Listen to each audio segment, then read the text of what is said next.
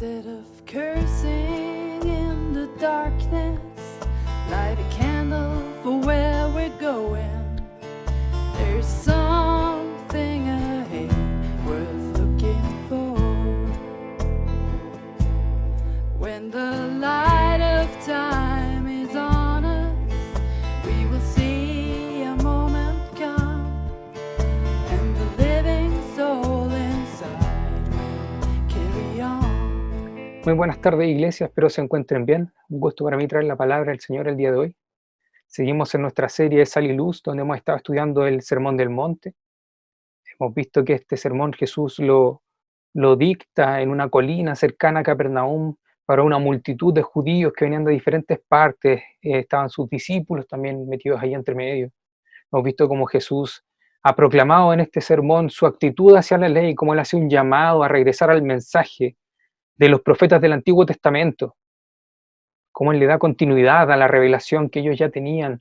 Él también hace aquí un desafío al orgullo de los líderes religiosos legalistas de esa época, y también le enseña a aquellos que estaban escuchando que la posición social, que la autoridad, que el dinero no son importantes en su reino.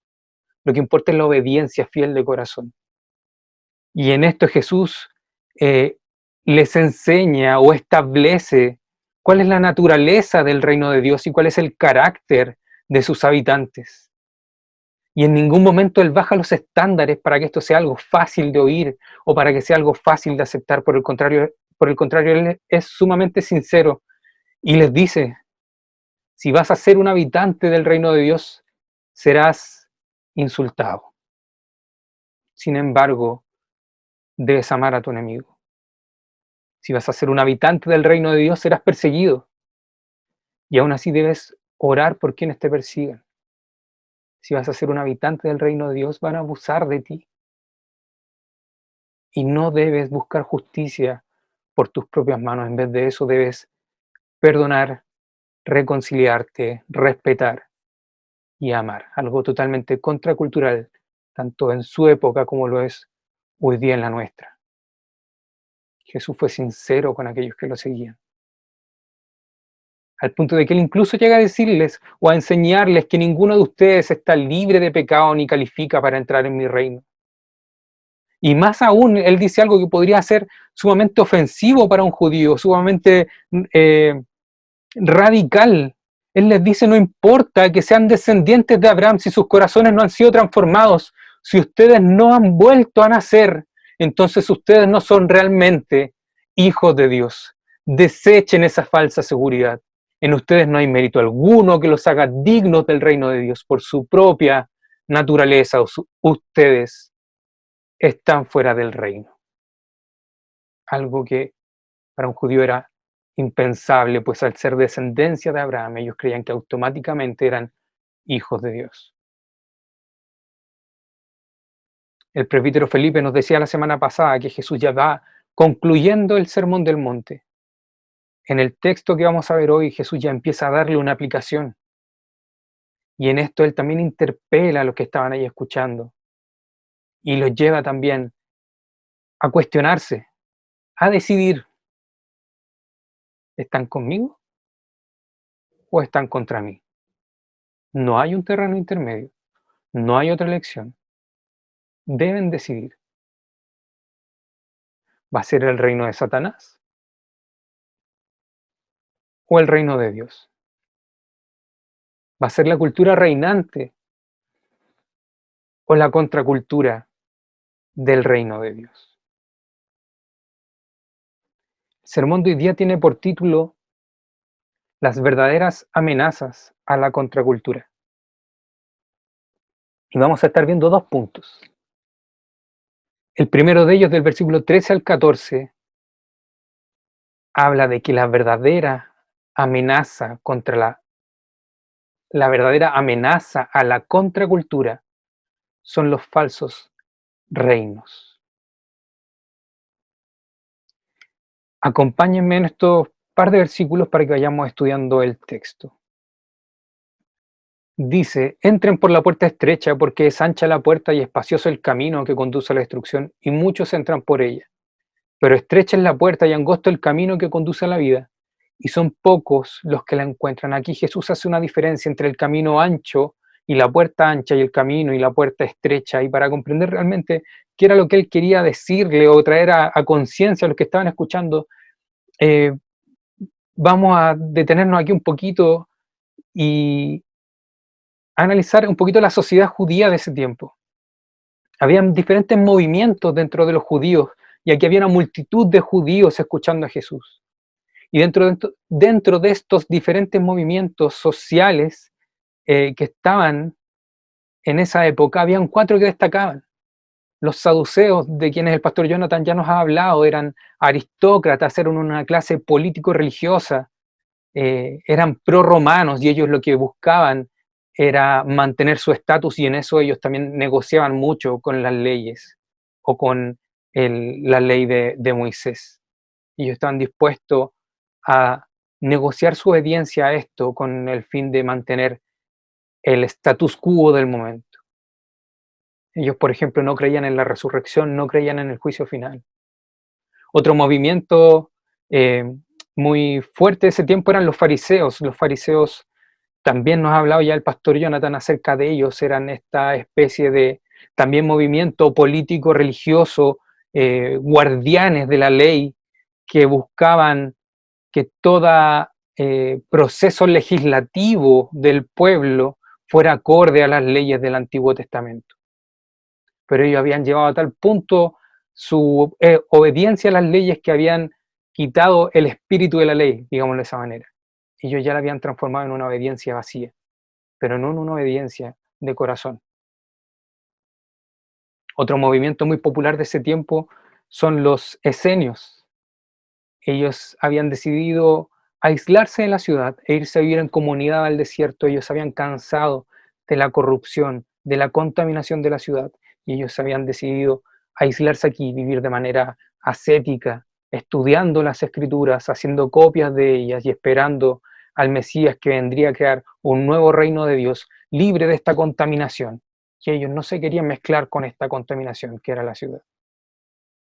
Y otro movimiento popular de ese tiempo eran los celotes, que era un movimiento más nacionalista, una especie de paramilitar, un movimiento guerrillero que lo que quería era lograr la independencia política de Israel.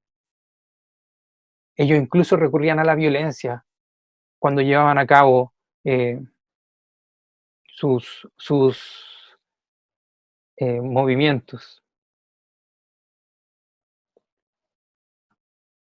Y lo curioso es que cada uno de estos movimientos sociales que había en esa época tenía su propia imagen de cuál era el rol que debía cumplir el Mesías, y su propia idea de qué era el reino de Dios. Entonces cada uno de ellos seguía siendo un movimiento religioso, pero acorde a lo que ellos querían creer o acorde a lo que ellos veían más conveniente. Y ante esto es que Jesús les dice: ¿van a decir por la puerta ancha o por la puerta estrecha?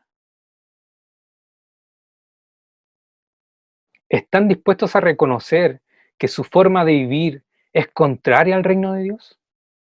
¿Están dispuestos a aceptar las enseñanzas que les he dado?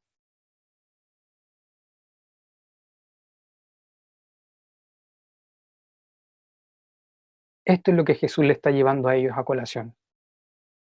Él les dice: la puerta que conduce al camino fácil es ancha, porque es una cuestión simple entrar, es una senda fácil de recorrer. Si ustedes quieren seguir la puerta y el sendero ancho, no necesitan desprenderse de nada, no necesitan dejar nada atrás, no necesitas confrontar tu orgullo, ni renunciar a tu autojusticia, no necesitas siquiera arrepentirte de tus pecados.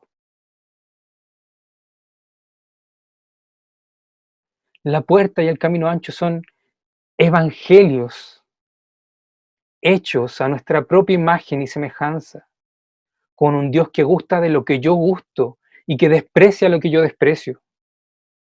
Es un evangelio con un Jesús buena onda, revolucionario, que promete prosperidad financiera, que promete buena salud, que promete una vida relajada, que me entiende y me acepta tal cual soy.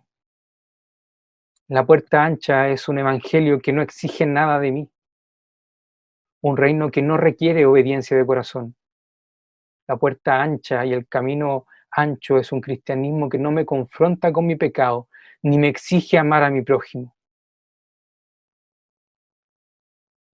Es un reino que se acomoda a mi estándar de reino, así como le ocurría a estos diferentes movimientos que veíamos en la época de Jesús.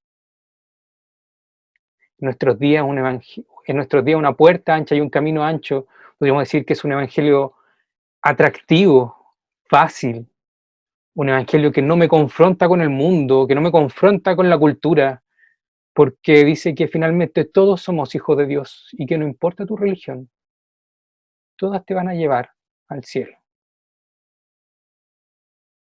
La puerta ancha y el camino ancho hoy día es un evangelio en donde la moral es algo relativo. Y mientras tú te sientas bien, entonces todo está bien. La puerta y el camino ancho es un evangelio con sermones lindos que me digan cuán bueno soy y que me prometan que Dios me va a bendecir por decir que soy cristiano. Un evangelio en que mi fe es un superpoder para hacer lo que yo quiera, usando a Dios como un amuleto. Esa es la puerta ancha. Y Jesús nos dice que el fin de una vida así es perdición. Por otro lado, Jesús no habla de la puerta estrecha y el camino angosto, y nos dice que esto es difícil. Aquí Jesús nos advierte ahora que el ser un verdadero discípulo cristiano es caminar por un sendero estrecho, por un sendero angosto, que está limitado y que sus límites están claramente marcados y están marcados por la revelación divina, por lo que Dios ha revelado en la Escritura como bueno y verdadero. Para entrar por esta puerta estrecha tenemos que dejar todo atrás. Tenemos que dejar nuestro pecado, nuestra ambición, nuestro egoísmo, nuestra codicia, nuestro rencor, nuestro odio, nuestra venganza, aún la familia y los amigos si es necesario. Porque ninguno puede seguir a Cristo si no se ha negado primero a sí mismo. Esta es la puerta estrecha que Jesús está hablando. Jesús está diciendo, es un hecho que la verdad revelada impone límites. Ustedes pueden creer lo que Dios ha revelado para que crean, pero en esto también su bondad revelada, nos dice cómo conducirnos en estas reglas. No son solo límites eh, para molestarnos, son límites por amor y que Dios en su bondad también nos guía a través de ellos. La entrada angosta, dice el texto, y en esto me imagino al tiro un torniquete del metro. Si la entrada es angosta, se pasa de a uno. Jesús nos está diciendo, no porque todos piensen de la misma manera significa que va a ser verdad. Cristo ha enseñado cuál es el verdadero evangelio, cuál es el verdadero reino de Dios, qué es lo que las escrituras enseñan. Y esto no está abierto a negociaciones, la puerta es estrecha. Si no estás dispuesto a aceptar su enseñanza, entonces no vas a entrar por esta puerta. No está abierto a negociaciones. La puerta y el camino estrechos es vivir un evangelio en que mi fe me permita obedecer a Dios, aun cuando parezca la peor opción, pues confío en que mi vida depende de Él, y Él me cuidará y me sustentará. No es amoldar el reino de Dios a lo que yo quiero, no es amoldar el Mesías a lo que yo espero, es reconocer qué es lo que Dios ha mostrado como su reino y cuál es el Mesías que Él ha revelado, y entonces yo amoldar mi corazón a su revelación, obedecerlo por fe, ser un verdadero discípulo. Y en esto el camino de ser un discípulo se extiende a lo largo de toda nuestra vida en esta tierra. Y aquellos que sigan fielmente la enseñanza de Jesús van a encontrar esta vida abundante de la que Él nos habla. Ellos van a alcanzar finalmente la vida eterna. Así que Jesús aquí nos habla de dos caminos. Nos dice que existen solamente dos caminos que uno puede caminar. Y todos los seres humanos caminamos por uno de estos dos. Si no has cruzado la puerta estrecha y no caminas por el camino estrecho, entonces déjame decirte que entraste por la puerta ancha y caminas por el camino ancho y no te has dado cuenta. Tu final va a ser un final de muerte.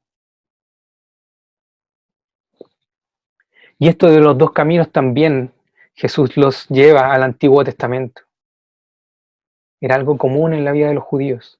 Era un concepto que ellos ya encontraban en las Escrituras antes. Jeremías 21:8 dice, o los describe como un camino de vida y un camino de muerte. El Salmo 1, por ejemplo, pone en contraste el camino del justo, que se deleita en la ley de Dios y da fruto y prospera, con el camino de los impíos, que son como el tamo que arrebata el viento y perecen. Esto no es algo nuevo que Jesús está imponiendo, esto es algo que ya estaba presente en la Escritura y que Jesús hoy día se los trae nuevamente aquí a quienes lo estaban escuchando. Y aquí debemos reconocer que la naturaleza de estos versículos nos debe impactar, porque hay una elección que hacer y que Jesús nos dice que no va a permitir las soluciones cómodas que nosotros le propongamos. Hay solo dos caminos, uno conduce a la vida y el otro conduce a la perdición. Así que Jesús ahora les llama, los insta, los exhorta, entren por la puerta estrecha. Y en esto Jesús les da una responsabilidad moral a sus oyentes de atender a esta amonestación.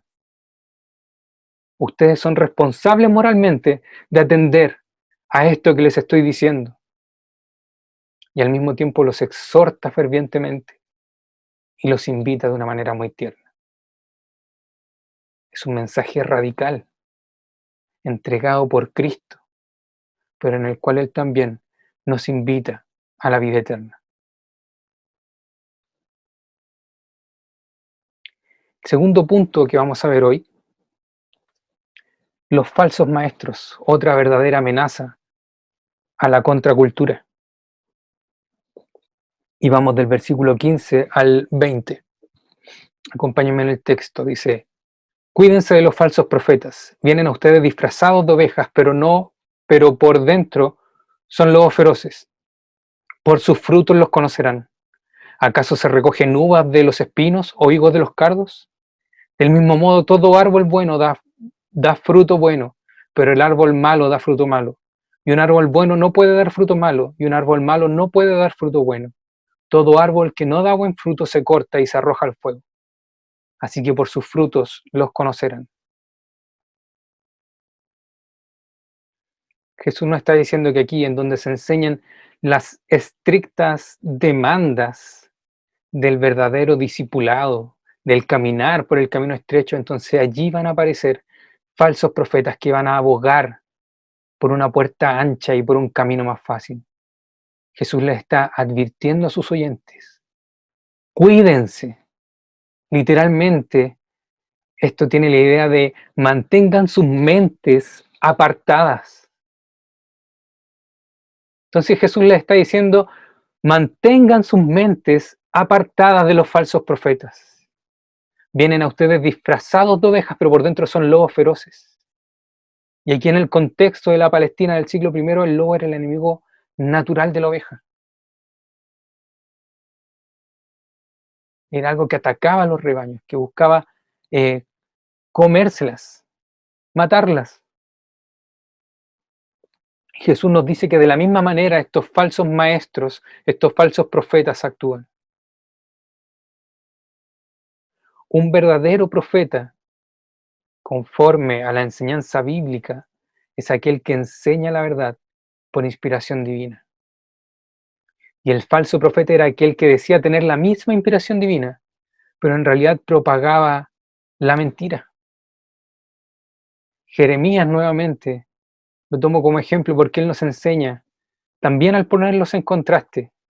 Él dice que los falsos profetas hablan visión de su propio corazón y los alimentan con vanas esperanzas, hablándole aquí al pueblo. Los falsos profetas alimentan al pueblo con vanas esperanzas. Los falsos profetas eran aquellos que le daban un sentido de falsa seguridad al pueblo. Un falso profeta era aquel que los arrullaba para que se durmieran en sus pecados. Un falso profeta era aquel que los arrullaba para que se durmieran en sus pecados. Por otro lado, nos dice Jeremías que los profetas verdaderos están en el secreto de Jehová, están atentos a su palabra, hacen oír sus palabras a su pueblo y hablan de la boca de Jehová. Por tanto, eran aquellos que traían la voluntad de Dios y se la revelaban al pueblo en el contexto en el que ellos se encontraban. Eran un llamado a volver a Dios, a volver a la Escritura, a volver de corazón, no a sentirse cómodos y seguros, solo por ser descendientes de Abraham. Por tanto, cuando aquí Jesús nos dice que estos falsos maestros o estos falsos profetas son como lobos disfrazados de oveja, nos quiere enseñar que en verdad son engañadores, que son peligrosos y que se benefician del rebaño de Dios. Jesús nos está enseñando a mirar la realidad bajo la apariencia. Fíjate, ante esta amenaza a la contracultura del reino de Dios, fíjate, ¿qué hay bajo el pelaje? ¿Una oveja o un lobo? El peligro mayor de los falsos profetas consiste en el hecho de que normalmente sus enseñanzas tienen algunos elementos de verdad y suenan convincentes y atrayentes. Ellos en sus enseñanzas tienen algunos elementos de verdad y suenan convincentes y atrayentes, pero su naturaleza y su intención son todo lo contrario. Son lobos feroces, dice el versículo 15. Ellos engañan deliberadamente con el fin de aprovecharse de las ovejas. Y ojo que los falsos maestros no son solo aquellos que predican prosperidad y un evangelio fácil, sino también aquellos que manipulan el evangelio, estableciendo nuevos requerimientos que Dios no ha puesto, estableciendo un nuevo parámetro de santidad, apropiándose de la entrada al cielo. Falsos profetas son aquellos que en vez de guiarte al arrepentimiento delante de Dios, usan medias verdades como: tranquilo, Dios es misericordioso y tu pecado ya fue pagado. No es necesario que te tortures con eso. ¿Escuchaba ese tipo de enseñanzas? Un falso profeta es aquel que enseña temor del Señor. No, Dios es amor. ¿Por qué le vamos a tener miedo? Dios entiende por lo que estás pasando y dice que la culpa no es tuya, es de la crianza que te dieron y de la sociedad. Un falso profeta es aquel que te enseña o que te lleva disimulando la palabra de Dios, pero finalmente desviándote de ella. No importa que no estén casados. Si ustedes se aman, a los ojos de Dios está bien porque está bien que mantengan relaciones sexuales. Si ustedes de verdad se aman, no importa que no estén casados. Mentira. Mentira. Eso es un falso profeta. No necesitas pedir perdón a tu hermano. Si ya te has arrepentido en tu corazón, entonces Dios ya te perdonó. No, compadre. Eso no es así. Es verdad, arrepiéntete en tu corazón y que te duela haberle fallado tanto a Dios como a tu hermano, pero ahora anda y reconcíliate con Dios y anda y reconcíliate con tu hermano. Si has escuchado ese tipo de enseñanzas, deséchalas porque son de falsos profetas, son de falsos maestros. Podemos concebir entonces un falso profeta como alguien que se ha designado a sí mismo como una persona que pretende proclamar la verdad de Dios, pero que realmente proclama su propia mentira. Un falso profeta es todo aquel que te arrulla para que te duermas en tu pecado. Te lo repito. Un falso profeta es todo aquel que te arrulla para que te duermas en tu pecado. Pero ¿cómo nos cuidamos de ellos entonces? Si son una realidad, porque si Jesús lo dijo es porque esto es real. Va a haber falsos profetas. ¿Cómo nos cuidamos de ellos? Y Cristo aquí también nos enseña, fíjense en sus frutos. Y Él nos dice, ¿acaso se recogen uvas de los espinos o higos de los cardos? Y aquí nuevamente en el contexto de la Palestina del siglo I, las uvas eran consideradas como un fruto noble y los higos eran considerados un fruto precioso. Por otra parte, los espinos y los cardos eran malezas detestables. Todo lo que tú plantabas alrededor se moría, se secaba. Jesús nos está diciendo, ¿cómo va a salir una fruta noble como la uva o un fruto precioso como el higo de la maleza? Jesús nos está llamando a nosotros, a sus discípulos, a evaluar con cuidado a cualquier profeta que entre en nuestra comunidad. Las malas hierbas no pueden producir buen fruto. Sin la obra de Dios en sus vidas, los falsos profetas no pueden hablar el mensaje de Dios ni manifestar la justicia que dicho mensaje produce. Para evitar caer en la trampa de los lobos feroces, el creyente debe observar con cuidado el carácter del profeta para reconocer si es bueno o malo, auténtico o falso. A eso se refiere Jesús aquí, con el fruto. Puede que externamente parezca un árbol frutal, pero espera a ver qué es lo que produce. Y entonces vas a poder también discernir si es un verdadero profeta o un profeta falso. No solo deben observar su mensaje para ver si coincide con el del camino estrecho, nos dice Jesús, sino que también fíjense en sus obras y en su vida para ver si estas son coherentes con la vida del reino que menciona en el mismo discurso. Finalmente Jesús advierte del destino de todo árbol que no lleva buen fruto. El dueño del huerto lo elimina y quema lo que no sirve. Y Jesús cierra esta parte diciendo o repitiéndonos nuevamente la idea, por sus frutos los conocerán. No se puede separar el carácter de una persona de sus obras, de sus actitudes y de sus enseñanzas. No se puede separar el carácter de una persona de sus obras, de sus actitudes y de sus enseñanzas. Por sus frutos los conocerán.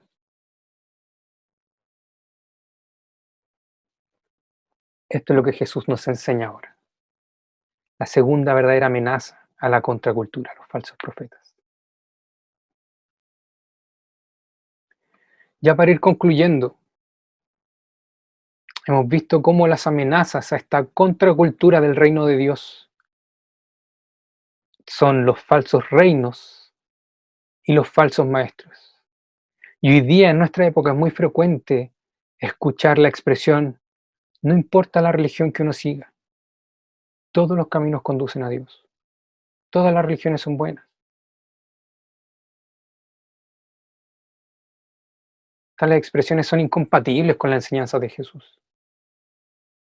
No solamente existe un solo camino, sino que ese camino también es estrecho. No hay espacio para el sincretismo aquí. O crees en el Evangelio y en Jesucristo como tu Señor y tu Salvador, o no hay salvación para ti. Otros incluso se atreven a contradecir a Jesús y aseveran que la senda ancha no lleva a la perdición, sino que todos los caminos conducen a Dios. Y que tanto el camino ancho como el estrecho, aunque comiencen en direcciones opuestas, al final van a terminar en la vida eterna, ¿no? Eso es mentira. Jesús aquí no nos está enseñando eso. Si has escuchado eso, déjame decirte que es precisamente un falso reino predicado por un falso maestro. Te están presentando el camino fácil, al que se entra por la puerta ancha, pero que finalmente te lleva a la perdición. La senda amplia es una senda suicida.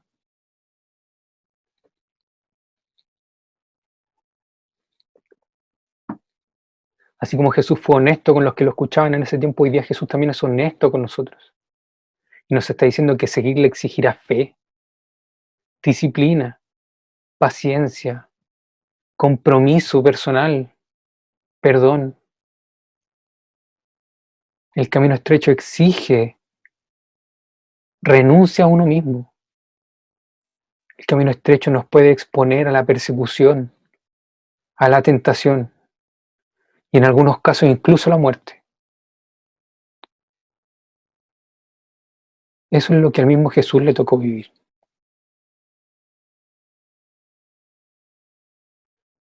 Pero esta vida difícil, difícil, es la única que vale la pena vivir.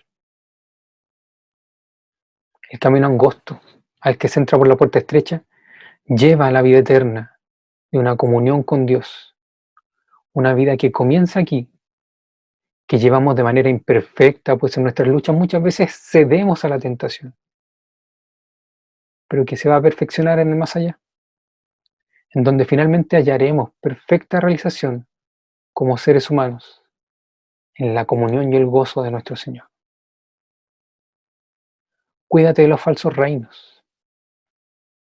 Los falsos reinos son una amenaza externa que intenta desviarnos del camino de Cristo y fijar nuestra esperanza en cosas a nuestro alcance, darnos falsas esperanzas y crear un reino de los cielos a nuestra imagen y semejanza.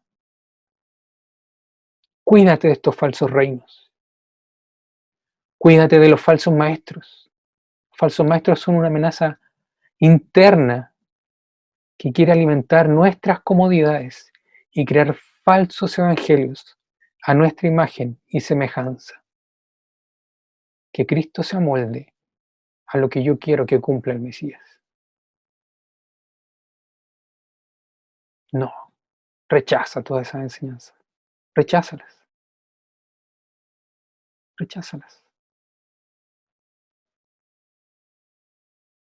Pero también debemos reconocer que muchas veces estas amenazas se encuentran dentro nuestro. Que hay áreas de nuestra vida en donde nosotros mismos nos creamos falsos reinos. Y donde nos transformamos en falsos maestros para nosotros mismos. Hay áreas que no queremos someter a Dios, sino que las mantenemos ahí, al margen, para ocultarnos, para sentirnos cómodos, para sentirnos señores, para buscar placer, para escapar de los momentos incómodos o para luchar por mi propio estándar de justicia en donde yo estoy en lo correcto y los demás en el error. Mi propio reino de Dios en la tierra.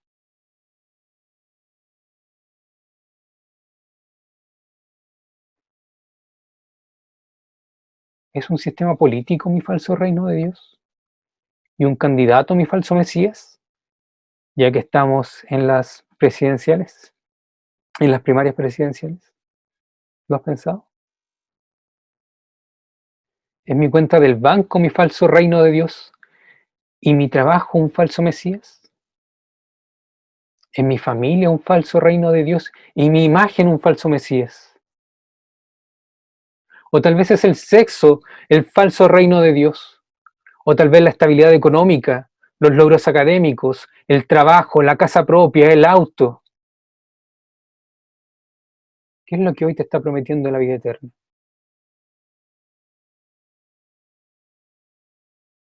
¿Qué es lo que hoy te está prometiendo la vida eterna?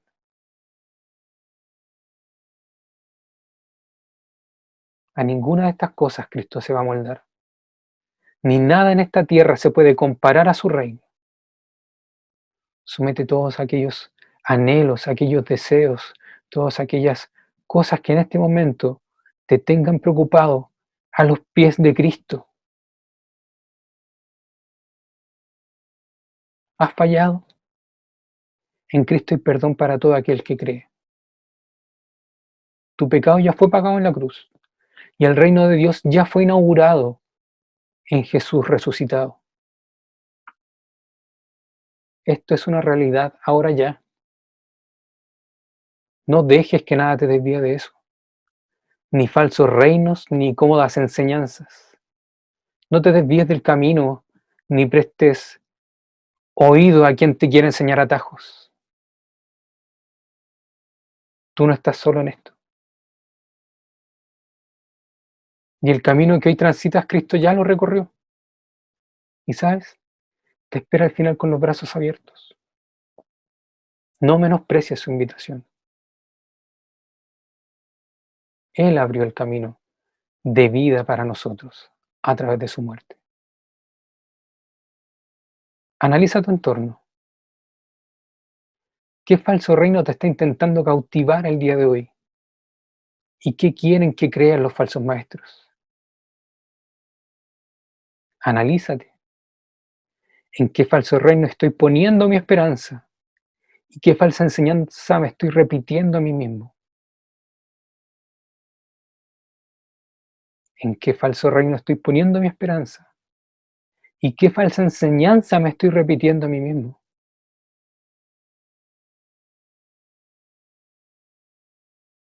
Predícate el Evangelio. Confía en tu Señor. Atrévete a obedecerle y a descansar en Él y a confiar en Él.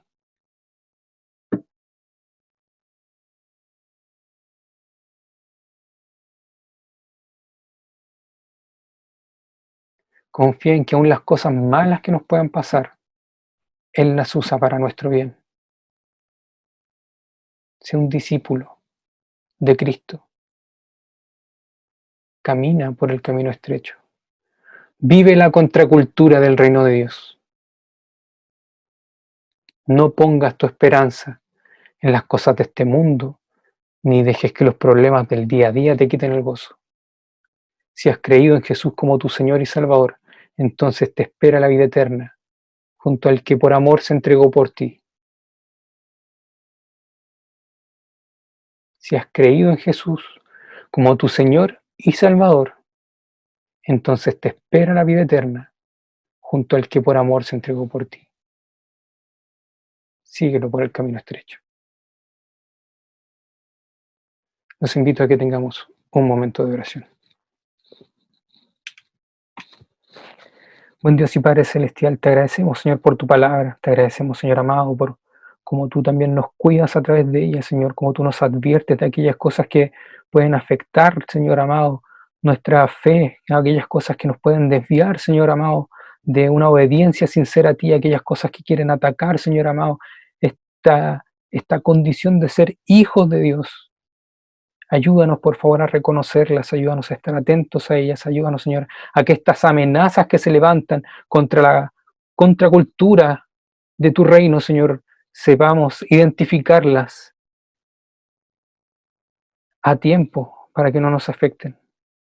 Ayúdanos, Dios Santo, a cuidar nuestros corazones también en esto, a no compartir este espacio que es solo tuyo, Señor, con falsos reinos, con falsas enseñanzas.